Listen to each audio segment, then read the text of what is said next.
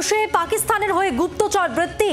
মতিরাম জাটের অ্যাকাউন্টে দফায় দফায় টাকা ঢুকেছিল, দফায় দফায় টাকা ট্রান্সফারের হদিশের তথ্য। টাকা ট্রান্সফার হয়েছে মমিনপুরের দোকান থেকে। কার নির্দেশে, কে বারবার অ্যাকাউন্টে পাঠাতো টাকা, তলব পেয়ে এবার এনআইএ দপ্তরে মমিনপুরের সেই দোকানদার। বেশ কিছু লেনদেনের হদিশও পাওয়া গেছে। আগের লেনদেন মুছে ফেলা হয়েছে বলে আশঙ্কা করা হচ্ছে।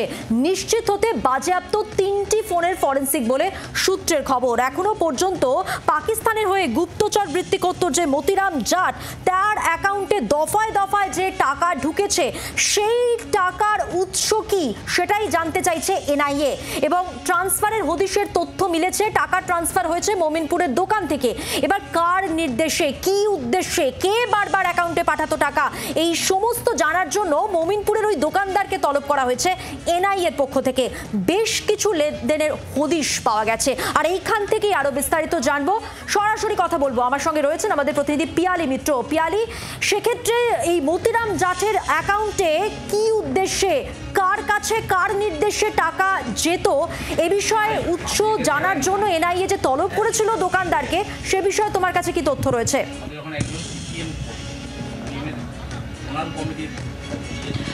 দেখো, 1 ঘন্টা হয়েছে এই ব্যবসায়ী মাসুদ আলম তিনি এসছেন, তিনি তার স্ত্রীকে নিয়ে এসছেন। এবং মূলত তুমি যেটা উল্লেখ করলে যে কার নির্দেশে বা কে এই দোকানে এসে দফায় দফায় এই মতিরাম জাটের অ্যাকাউন্টে টাকা পাঠাতো।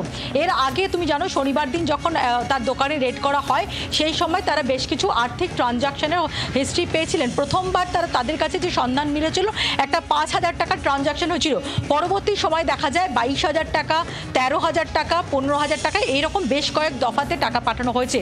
এখন এই বিষয়টাই তদন্তকারী অফিসাররা জানতে চান যে কে এই টাকা পাঠাতো। যেহেতু তিনি মানি ট্রান্সফারেরও কাজ করেন, তার দোকানে প্রচুর কাস্টমার আসেন, তারা টাকা পাঠায়। ফলে মতিরাম জাটকে যে টাকা পাঠাতেন তিনি কে এবং তাকে তিনি চেনেন কিনা, কতবার এই ধরনের টাকা পাঠানো হয়েছে সেটা তারা জানার চেষ্টা করছেন, সেই কারণে জিজ্ঞাসাবাদ শুরু হয়েছে।